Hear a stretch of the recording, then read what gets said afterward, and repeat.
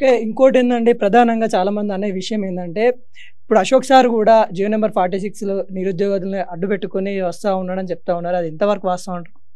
ఎలా ఎలా అనుకుంటామని అలా అంటే ఇప్పుడు మిమ్మల్ని బేస్ చేసుకొని వస్తా ఉన్నాడని చెప్తా ఉన్నారు. జియో 46 వాళ్ళని బేస్ చేసుకొని గ్రూప్ 2 వాళ్ళ కోసం కొట్లాడుతుండు. గ్రూప్ 2 వాళ్ళ కోసమే కదా సార్ జైలుకి వెళ్ళింది. జైలుకి వెళ్ళి 11 రోజులు ఉన్నది గ్రూప్ 2 ఉద్యమం అప్పుడే కదా, పోస్ట్ పోన్ అని. మళ్ళీ గ్రూప్ 1 పోస్టులు పెంచమన్నాడు, మెగా డిఎస్సీ ఇవ్వమన్నాడు, 25,000 డిఎస్సీ కావాలన్నాడు, గురుకులాది కావాలన్నాడు. ఇంకా ఈ స్పెషల్లీ జియో 46 మీద సార్ ఎక్కడ స్టాండ్ తీసుకోలేదు. ఎక్కడైతే నిరుద్యోగులు బాధపడుతున్నారు, ఎక్కడైతే చదువుకున్న విద్యార్థులకు వాళ్ళకి సరైన భవిష్యత్తు దొరకట్లేదో వాళ్ళ నిరుద్యోగుల జీవితాల వెలుగులు నింపడానికి ఆయన ఒక శక్తిలా వస్తుండు తప్ప ఒక 46 బాధితుల్ని వాడుకొని మెట్లెక్కాల్సిన అవసరం. అదే అయితే ఈ పార్టీకి సార్ ఆల్రెడీ ఏదో ఒక పార్టీ తరపున కండో కప్పుకొని ఒక ఉన్నత స్థాయిలో ఉన్నత హోదాలో ఉండేవాడు. అలాంటి వ్యక్తిత్వం ఆయన మనిషిది కాదు అనే నమ్మకం ప్రతి నిరుద్యోగిలో ఉంది.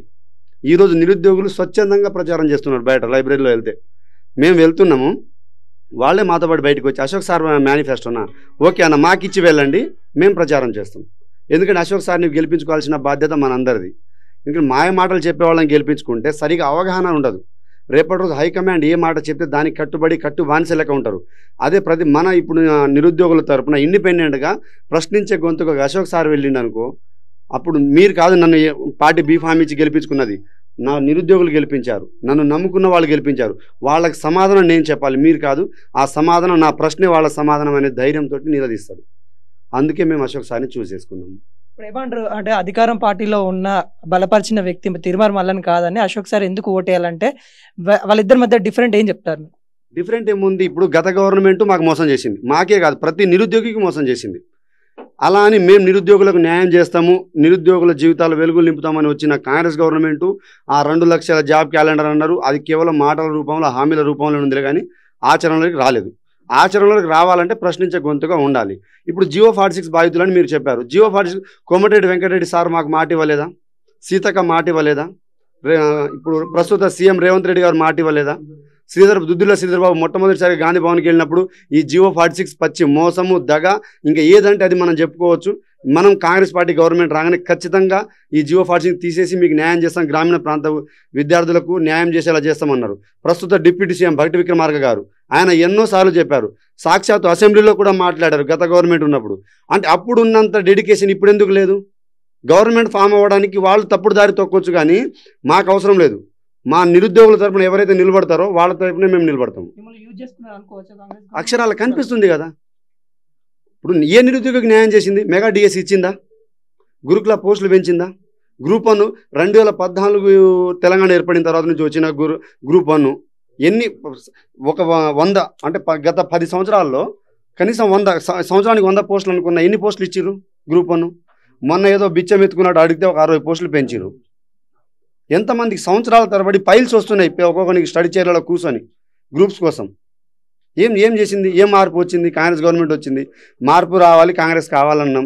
మేము కూడా మార్పే రావాలి, మార్పే కోరుకున్నాం, కాంగ్రెస్ని తీసుకొచ్చినాం. మాకేం న్యాయం చేసింది కాంగ్రెస్? నిరుద్యోగులకు ఏం న్యాయం చేసింది? జియో 46 వాళ్ళకు తక్షణమే న్యాయం చేస్తా అన్నారు. పిల్లగాళ్ళు ఒక్కొక్కరు హమాలి పనికి పోతున్నారు బయట. 125, 126 మార్కులు తెచ్చుకొని ఊర్లలో చెప్పుకోలేక సిగ్గుపోతుంటే నాకు ఇక ఒక్కొక్కళ్ళు కన్నీళ్లతోటి ఫోన్లో చేస్తున్నారు. ఇప్పటికే 15-16 మంది చనిపోయారు. మొన్నటిదాకా మాతో పాటు ఉద్యమంలో పాల్గొన్నాడు, సడన్గా వాళ్ళు లేడు, రేపటి రోజు రావట్లేదు అంటే అది బాధ ఎంత ఉంటుందన్న? ఏం న్యాయం చేసింది? వాళ్ళకి పదవులు వచ్చినాయి కదా, వాళ్ళు నిరుద్యోగులుగా రోడ్ల మీద తిరిగిర్రు.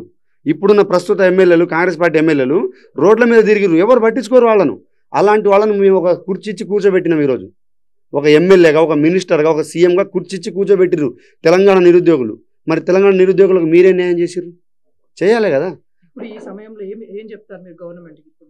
సమయం ఆల్రెడీ గవర్నమెంట్కి అర్థమైపోయింది, ఒక ఇండిపెండెంట్గా నిరుద్యోగుల తరపున ప్రశ్నించే ఒక గొంతుగా రాబోతుంది, అది భారీ మెజార్టీగా గెలవబోతుందనే భయం స్టార్ట్ అయింది. ఇప్పటికే చర్చలు మొదలైనవి. జియో 46 మొన్న మాట్లాడుతున్నారు, బీజేపీ డీకేఆర్ కూడా మాట్లాడుతుంది. ఇన్ని రోజులు గుర్తుకు రాలేదా జియో 46 వాళ్ళు? ఈటల రాజేందర్ సార్ మాట్లాడతాడు. అంటే వీళ్ళకి ఎలక్షన్ వస్తే జియో 46 వాళ్ళు గుర్తొస్తారు, నిరుద్యోగులు గుర్తొస్తారు. మిగతా టైంలో రారా? గాలి హర్షవర్ధన్ రెడ్డి అన్న నేను కాంగ్రెస్ పార్టీ స్టాండ్ తీసుకుంటున్నారు, ఇదే గాలి హర్షవర్ధన్ రెడ్డి అన్న ధర్నా చౌక్లో మాతో పాటు డే మొత్తం కూర్చున్నాడు, తిండి తిప్పలు మానేసి. అనిపిస్తలేదా?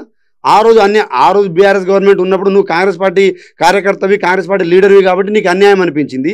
ఈరోజు నీ కాంగ్రెస్ పార్టీ గవర్నమెంట్ రాగానే అది న్యాయం అవుతుందా? మరి మా బతుకులు ఏమైనాయి? మీకోసం కదా మేము మీ వెనకనే కదా కూర్చున్నది. ఈరోజు నువ్వెట్లా మాట మారుస్తావన్నా? మరి నిరుద్యోగులకు నువ్వేమి హామీ ఇస్తున్నావు? నువ్వు నిరుద్యోగిగా కదా, చదువుకున్న విద్యావేత్తవే కదా, రేపటి రోజు నువ్వు మహబూబ్నగర్ ఎమ్మెల్సీగా నిలబెడతావు కదా, మరి నువ్వేమని ఓటు అడుగుతావు? మనం ఏమైనా చేసేటప్పుడు చిత్తశుద్ధితోటి చేయాలి కదా. ఏదో మాటలు హామీల రూపంలో ఇచ్చేసి అయిపోతుందా?